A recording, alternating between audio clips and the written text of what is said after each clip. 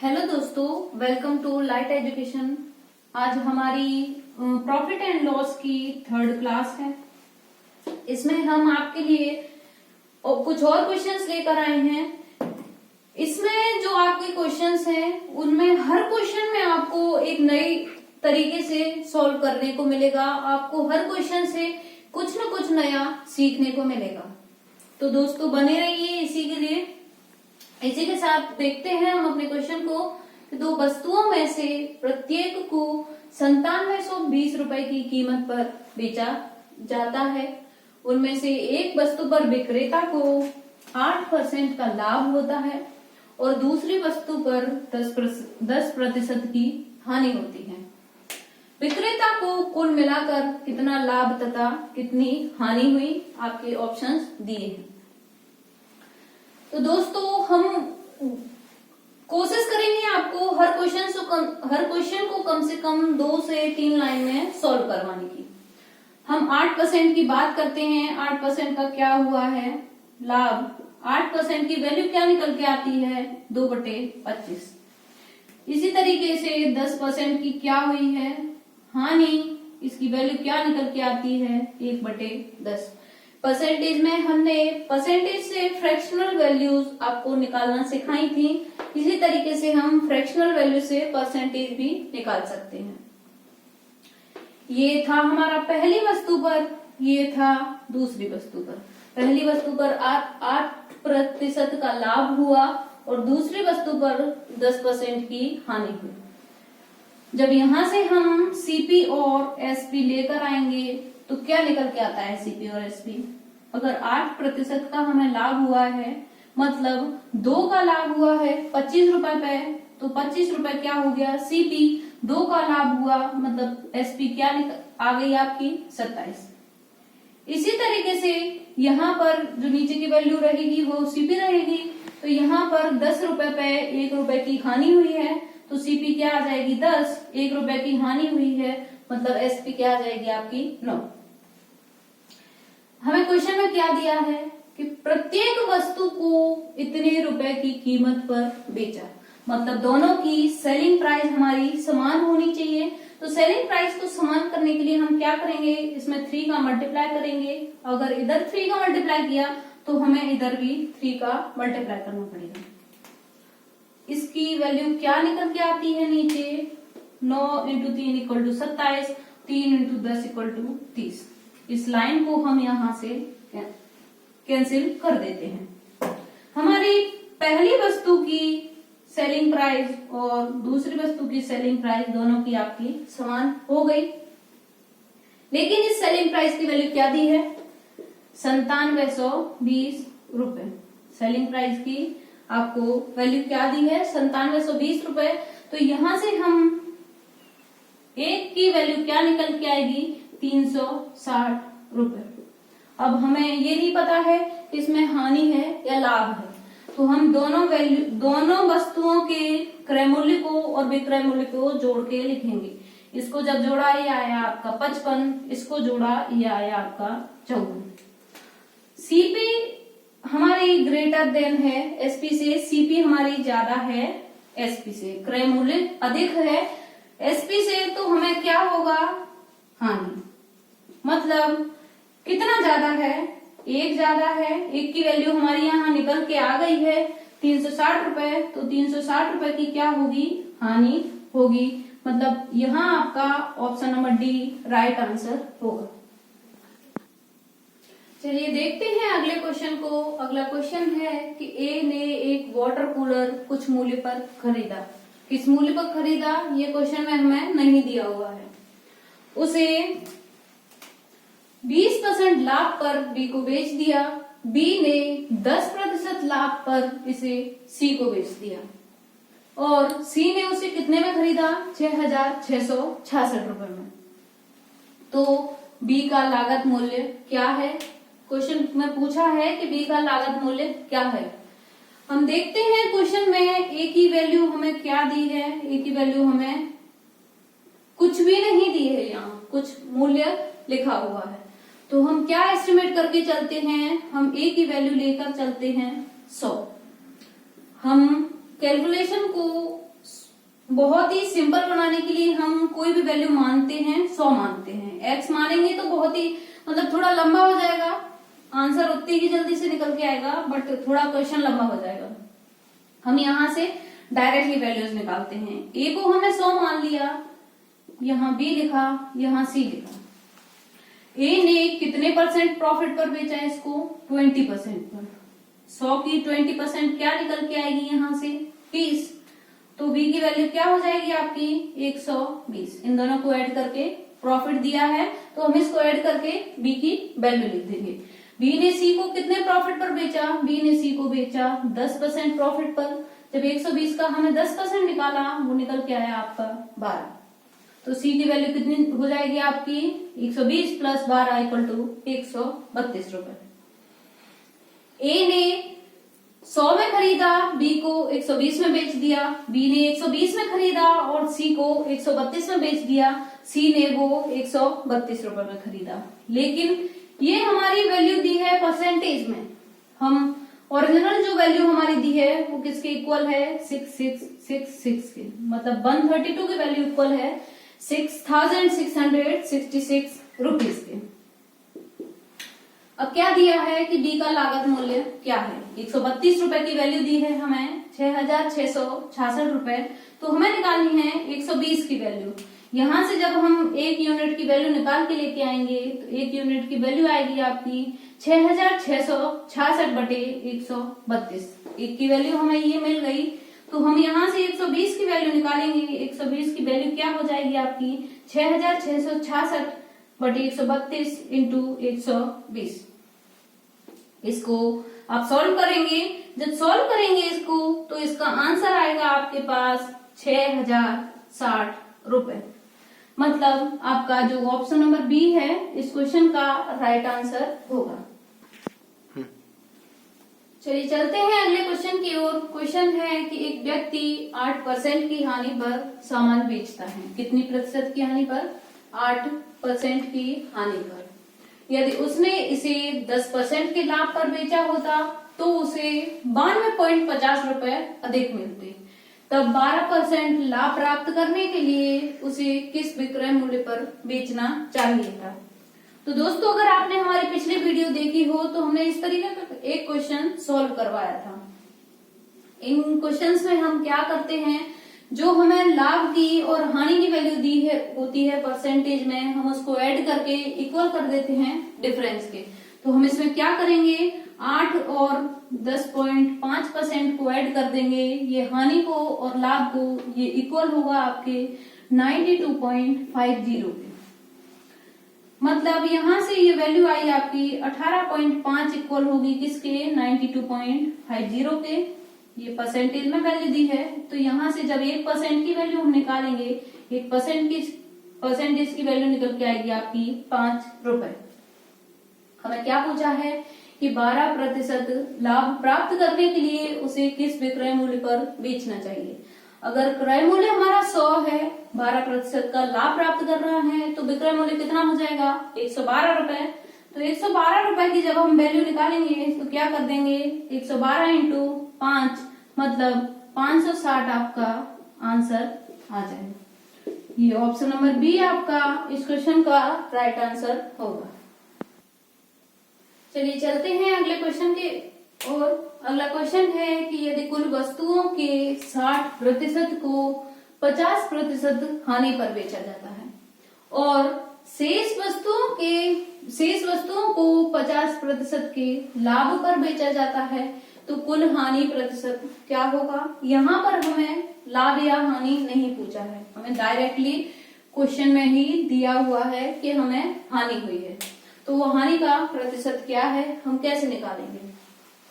कोई भी वैल्यू है वो पूरी कितनी होती है? वो पूरी होती है 100%। 100% का हमें दिया है 60%।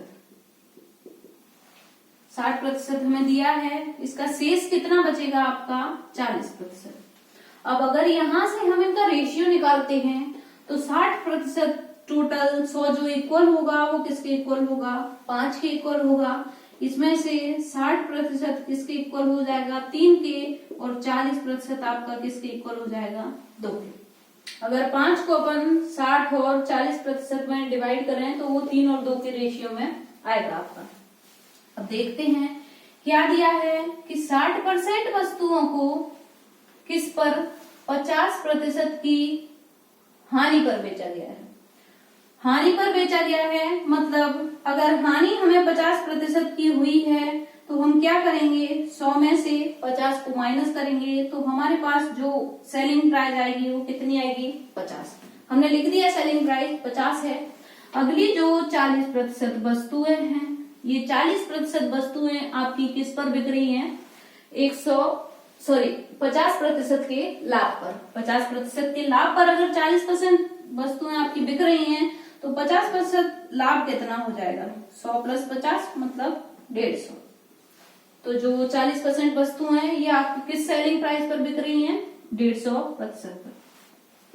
इनका रेशियो हम यहाँ पर निकाल चुके हैं। ये रेशियो रख देते हैं हम इधर, ये रेशियो रख दिया हमने इधर। ये वैल्यू आपके ऊपर लिखी हुई है, इन्हें ही हमने नीचे रेशियो में कन्वर्ट करके लिख दिया है। ये जो वैल्यू बीच में निकालनी है, ये हम किस फॉर्मूले से सॉल्व कर रहे हैं, इसको एलिगेशन से सॉल्व कर रहे हैं। ये जो वैल्यू बीच में दी है ये मान लिया हमने x है। इसको जब हमने इक्वेशन में रखा मतलब 150 में से हमने x को माइनस किया तो वैल्यू कितनी आई आपके पास 3, और x में से हमने 50 को माइनस किया तो वैल्यू कितनी आई आपके पास 2। जब हमने इसको क्रॉस मल्टीप्लाई किया, क्रॉस मल्टीप्लाई जब इधर किया तो ये कितना होगा आपका 300 माइनस 2x, इसका इधर मल्टीप्लाई किया, 3 का इधर मल्टीप्लाई किया तो वैल्यू आएगी आपकी 3x माइनस 150। x वाली वैल्यूज को एक तरफ रखते हैं, विदाउट x वाली को एक तरफ, तो वैल्यू आ जाएगी आपकी 450 इक्वल हो जाएगा 5x के, मतलब x की वैल्यू आ जाएगी आपके पास 90%। x की वैल्यू कितनी आई, 90%। हमें क्वेश्चन में पूछा है कि हानि प्रतिशत क्या है। हमको सभी को पता है कि टोटल वैल्यू कितनी होती है, 100%। 100% में से कोई भी वैल्यू 90% कब बनेगी, जब उसको 10% की हानि होगी। कब बनेगी, जब उसको 10% की हानि होगी। तो दोस्तों इस क्वेश्चन का आंसर क्या हो जाएगा, 10%। चलिए देखते हैं अगले क्वेश्चन को। क्वेश्चन है यदि स्टॉक क्लियरेंस सेल में एक जूता कंपनी ने 20% की छूट की घोषणा की। कितनी छूट की घोषणा की, 20% की। यदि छूट प्राप्त कीमत 800 रुपए है तो मूल कीमत क्या होगी। सेल में मोस्टली हमने देखा होगा चीजों में डिस्काउंट मिलता है। ये क्वेश्चन बेसिस है हमारा डिस्काउंट पर। ये जो क्वेश्चन है, अगले 3 क्वेश्चन और हैं, ये सारे क्वेश्चन हमारे छूट यानी डिस्काउंट पर बेसिस हैं। तो जो मूल कीमत होगी वो कितनी होगी, 100%। मूल कीमत कितनी होगी, 100%। जब उसमें 20% का डिस्काउंट दिया गया तो वो वैल्यू कितनी हो जाएगी, 80%। 100% में अगर हमने 100% हमारा एमआरपी है। एमआरपी क्या होता है आपका, एमआरपी को हम लिस्ट प्राइस भी बोलते हैं, इसको हम मार्क प्राइस भी बोलते हैं, इसको सूची मूल्य भी बोला जाता है या फिर अंकित मूल्य भी बोला जाता है। तो एमआरपी अगर 100% है, इस पर 20% का डिस्काउंट दिया, वैल्यू आ गई आपकी 80%। 80% की वैल्यू हमें दी है 800 रुपए। क्या दिया है, छूट प्राप्त कीमत 800 रुपए है, मतलब इस कीमत पर हमें छूट मिली हुई है 20% की। तो 80% की वैल्यू क्या आ जाएगी आपके पास, 800 रुपए। तो यहां से जब 1 यूनिट की वैल्यू निकाली, 1 यूनिट की वैल्यू कितनी निकलेगी, 800/80 मतलब 10 रुपए। हमें क्या पूछा है, मूल कीमत। मूल कीमत कितनी थी, 100%। तो 100% में हमने 10 का मल्टीप्लाई किया तो आंसर आया हमारे पास 1000 रुपए। मतलब ऑप्शन नंबर डी हमारा इस क्वेश्चन का राइट आंसर होगा। चलिए देखते हैं अगले क्वेश्चन को। क्वेश्चन है कि बैगों पर 25% की छूट थी। कितनी छूट थी बैगों पर, 25% की। एक महिला ने एक बैग खरीदा और नगद भुगतान करने पर उसे 20% की अतिरिक्त छूट मिली। पहले कितनी छूट थी? 25% की। फिर उसे कितनी छूट मिली? 20% की। उसने 480 रुपए का भुगतान किया और बैग पर, तो हमें बताना है कि बैग पर कितनी कीमत का टैग था। इसको हम, एक फॉर्मूला है आपका समतुल्य छूट वाला, उससे भी आप इसको सॉल्व कर सकते हैं। बाकी बेसिक से भी आप इसे सॉल्व कर सकते हैं, बेसिक से भी ये इतना टफ नहीं है। हमें टोटल वैल्यू कितनी मानेंगे हम? 100, क्योंकि हमें वैल्यू दी नहीं है। 100% हमने वैल्यू मान ली। इस पर हमें छूट दी गई थी 25% की। कितनी छूट दी गई थी? 25% की। तो 100 का 25% कितना होगा? 25।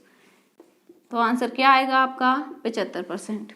75% में उसको वो बैग मिला। लेकिन इसमें एक और दिया है कि नगद भुगतान करने पर उसे 20% की अतिरिक्त छूट मिली। अब इस पर अगर 20% की अतिरिक्त छूट हम निकालेंगे तो वो छूट कितने के इक्वल होगी? 15 के। हम 75 में से 15 को और माइनस करेंगे, हमारे पास वैल्यू क्या आ जाएगी? 60%। फाइनली वो वैल्यू हमें कितने में मिली? 60% में। और फाइनली उसने कितना पे किया? 480 रुपए। तो 60% इक्वल किसके हो जाएगा? 480 रुपए के। तो यहां से एक यूनिट की वैल्यू, मतलब 1% की वैल्यू क्या निकल के आएगी आपके पास? 1% की वैल्यू क्या निकल के आएगी? 480/60 मतलब 8। 1% की वैल्यू आपके पास निकल के आई 8 रुपए। हमें क्या पूछा है कि कितनी कीमत का टैग था, मतलब उसकी मूल कीमत कितनी थी? मूल कीमत हमने कितनी मानी थी? 100%। 100% में जब हम 1% का मल्टीप्लाई करेंगे तो वैल्यू कितना आ जाएगा आपका? 800 रुपये। वैल्यू कितनी आएगी आपकी? 800 रुपये। मतलब ऑप्शन नंबर ए इस क्वेश्चन का राइट आंसर होगा। चलिए चलते हैं अगले क्वेश्चन की ओर। क्वेश्चन है कि एक मेज का अंकित मूल्य उसके क्रय मूल्य से 50% अधिक है। कितना अधिक है? 50% अधिक है। क्या अधिक है? अंकित मूल्य अधिक है क्रय मूल्य से। दुकानदार द्वारा अपनी मेज को ना किसी लाभ या ना किसी हानि पर बेचने के लिए कितने प्रतिशत की छूट दी जानी चाहिए? इसमें हमें ओरिजिनल वैल्यू नहीं दी है रुपयों की कि अंकित मूल्य कितना है या क्रय मूल्य कितना है। तो जो हम पिछले क्वेश्चन में करते आ रहे हैं, हम क्या मानेंगे क्रय मूल्य को? हमने अंकित मूल्य माना MRP, क्रय मूल्य है CP। क्रय मूल्य को हमने अगर 100 माना तो अंकित मूल्य है वो 50% ज़्यादा है। अगर अंकित मूल्य 50% ज़्यादा है तो अंकित मूल्य कितना हो जाएगा आपका? 150 रुपये। CP अगर 100 रुपये है तो MRP कितनी हो जाएगी? 150 रुपये। अब क्वेश्चन बोला है कि दुकानदार द्वारा अपनी मेज को ना किसी लाभ या ना किसी हानि पर बेचने के लिए कितने प्रतिशत की छूट दी जानी चाहिए। मतलब अगर वो, उसने MRP बढ़ा के लिखा है 150 रुपये, 100 रुपये की वो चीज़ है, अगर वो उसे 100 रुपये में बेचना चाहता है तो उसको MRP पर कितनी छूट दी जानी चाहिए? तो इसको कैसे निकालेंगे? हम लेंगे इनका डिफरेंस। डिफरेंस कितना आएगा? 50। 50 की छूट दे रहा है, वो कितने रुपए पे दे रहा है? वो देता है 150 रुपये पे। 50 की छूट देता है, 150 रुपये पे देता है, तो इसकी वैल्यू क्या निकल के आएगी? इसकी वैल्यू आपकी निकल के आएगी 100/3। 100/3 को आप सब हम जानते हैं, हम क्या लिखते हैं? 33.33%। मतलब इस क्वेश्चन का आंसर होगा आपका 33.33%। आई होप आपको हमारे ट्रिक से सारे क्वेश्चंस बहुत अच्छे से समझ में आए होंगे। हम और आगे भी इतने, मतलब 2-2 लाइन के आपके आंसर्स निकल के आएंगे। इसी तरीके से आपके लिए नए क्वेश्चंस और लेकर आएंगे। तो दोस्तों बने रहिए हमारे साथ लाइट एजुकेशन पर और हमारे चैनल को सब्सक्राइब कीजिए और अपने दोस्तों में शेयर कीजिए। Thank you.